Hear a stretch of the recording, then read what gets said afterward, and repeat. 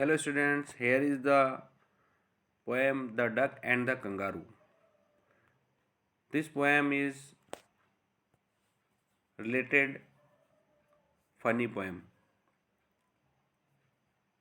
ये एक पोएम है जो अदब से कोई इसका रिलेशन नहीं है और ये कोई आपको बहुत ज़्यादा अदबियात या इसके अंदर राइमिंग आपको नहीं मिलेंगे। ये एक मज़े के लिए पोएम है। आपने बहुत सारे वर्ड यूज़ किए होंगे। जैसे जैसे हम पोएम आगे पढ़ते जाएंगे तो वैसे वैसे आपके सामने इस पोएम की हकीकत खुलती जाएगी। तो ये रही आपके सामने poem the duck and the kangaroo. Please like, share and subscribe my channel Sohail Ahmed Khamgaon YouTube channel.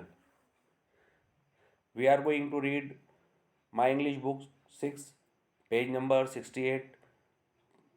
Poem's title is The Duck and the Kangaroo. So let's read this poem with me. Said the duck and the kangaroo, good gracious, how you hop over the fields and the water too, as if you never would stop. First stanza मैंने आपके सामने read किया हूँ, साथ ही साथ इसका explanation भी करता चलूँगा। दोस्तों,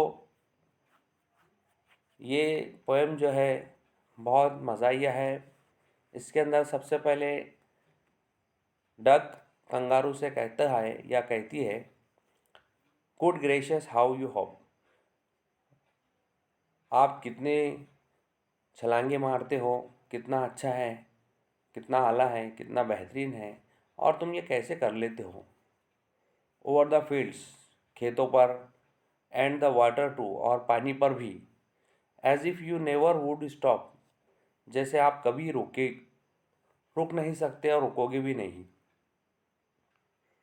यहाँ पर गुड ग्रेशियस में डबल जी का इस्तेमाल दिखाई दे रहा है आपको, गुड में जी और ग्रेशियस में जी। और हाउ यू हॉप, हाउ में एच और हॉप में एच। यहाँ पर जैसे जी का इस्तेमाल किया और एच का इस्तेमाल किया है स्टेंजा में, उसी तरह हम कुछ ऐसे नॉन सिलेबस पोएम्स होती है जिसके अंदर हम ये वर्ड यूज़ करते हैं।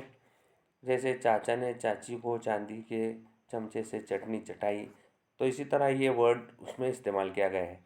ये फजाइया सेंटेंस भी है, गुड ग्रेशियस उद्गारवाचक इसे कहते हैं, यानी एक मुतहय्यर करने वाला वर्ड है कि वाह तुम कितनी छलांगे मारते हो, गुड बहुत अच्छे। Over the fields and water too, यानी वाटर पर से और खेतों पर से, खेत खलियानों पर से। नेक्स्ट स्टेंजा देखिए मेरे साथ आप। My life is a bore in this nasty pond, मेरी जो ज़िंदगी है वो बहुत बोर है इस गंदे तालाब में या पानी के इस गंदे चश्मे में। And I long to go out in the world beyond, और मैं इस दुनिया के आखिरी सिरे तक जाना चाहती हूँ, मेरी ख्वाहिश है। यहाँ पर लॉन्ग की मीनिंग जो है वो एक ख्वाहिश के लिए लिया है कि and I long go out, मैं इस दुनिया के आखिरी सिर तक जाना चाहती हूँ और इस गंदे तालाब से निकलना चाहती हूँ। देखिए, जैसे इंसान अपने संसार में बोर हो जाता है, उकता जाता है, तो उसका भी दिल कहता है कि मैं कहीं घूम आऊँ फिर आऊँ। तो यहाँ पर इस जो बतख की जो ज़िंदगी है वो एक इंसान से तशबीह दी गई है। I wish I could hop like you, और मैं भी चाहता हूँ कि तुम्हारे जैसे मज़े लूँ, तुम्हारे जैसे जंप करूँ, तुम्हारे जैसे कूदूँ फांदूँ। फुदकना, हॉप के मानी फुदकना होते हैं। Said the duck to the kangaroo, तो ये ऐसा जो है बतख ने कंगारू से कही। थर्ड स्टेंजा देखिए।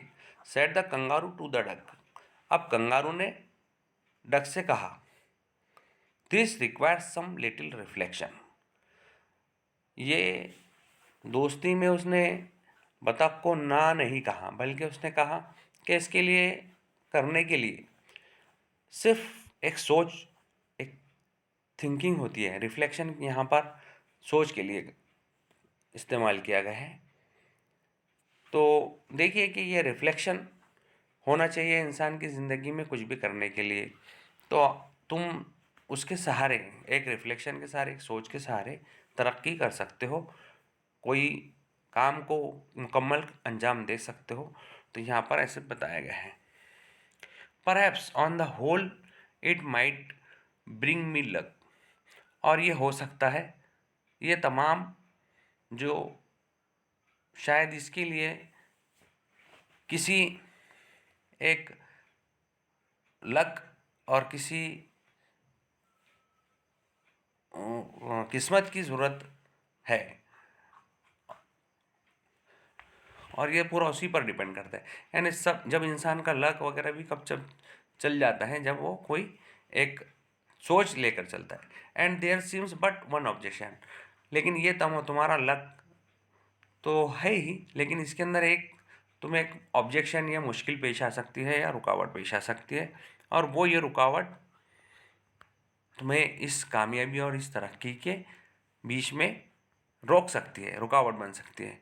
विच इज़, अब देखिए उसने पूछी बतख ने, कौन सी है। If you will let me speak so bold. अब देखिए यहाँ पर, अरे मुझे तुम बोलने तो दो। जैसे ही बतख ने पूछी विच इज़, कौन सी है, तो कंगारू ने कहा, अरे मुझे पहले बोलने तो दो, क्या आप बीच में ही बोले जा रहे हो। Your feet are unpleasantly wet and cold. तुम्हारे जो पैर हैं वो ना चाहते हुए भी गीले और ठंडे हैं। And would probably give me the rheumatiz. Rheumatiz जो है एक किस्म का हड्डियों का मर्ज है, हड्डियों की बीमारी है। तो ये मुझे हो सकता है। सेट द कंगारू, कंगारू ने कहा कि रूमटीज नाम का ये मुझे मर्ज हो सकता है। वो क्यों? क्योंकि तुम्हारे जो पैर हैं वो ठंडे हैं, और इस ठंडे से मुझे ये किस्म, ऐसी इस किस्म की बीमारी हो सकती है। नेक्स्ट पेज देखिए।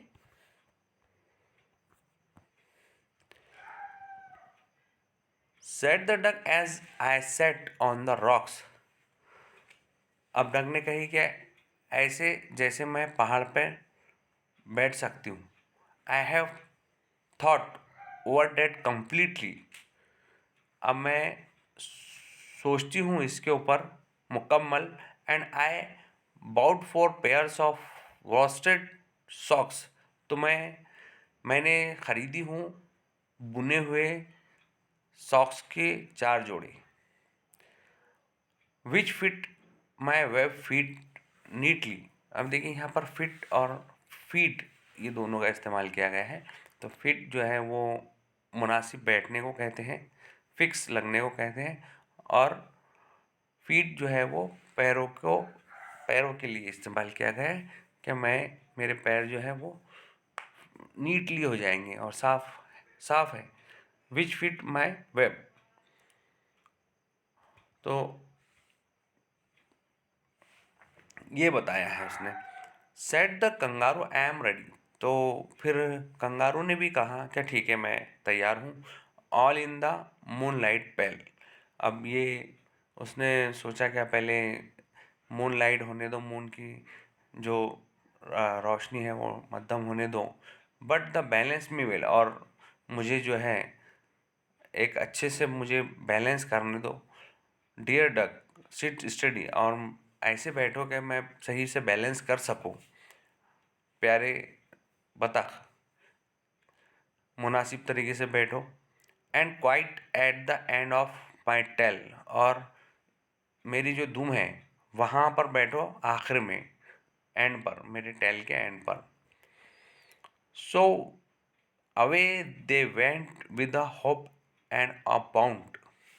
और फिर देखिए कि वो निकल गए एक आखिरी सिरे पर। And they hopped the whole world time 3 times round, और उन्होंने वो पूरे दुनिया का चक्कर लगाया 3 मरतबा। एंड वो सो हैप्पी, और सोचो वो कितने खुश हुए। Oh who as the duck and the kangaroo. और इसी के अंदर ये, क्या वो डक या कंगारू दोनों में से कौन खुश हुआ, तो ये हमारे समझ में आ गया है कि डक और कंगारू दोनों ही खुश हुए ये काम को करके। ये थी एक पोएम जमात छठी की। आप हमारे इस चैनल को लाइक कीजिए, शेयर कीजिए, सब्सक्राइब कीजिए, बेल आइकन के बटन को प्रेस ज़रूर कीजिए ताकि आपको हमारे नए वीडियोस मिल सके, नोटिफिकेशन मिल सके और आप तालीम हासिल कर सकें। Thank you very much.